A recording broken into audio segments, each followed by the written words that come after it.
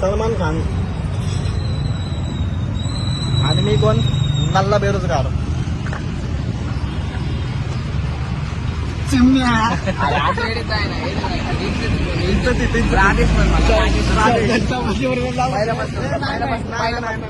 पाठवणार नाही राधेश आमचा राधेश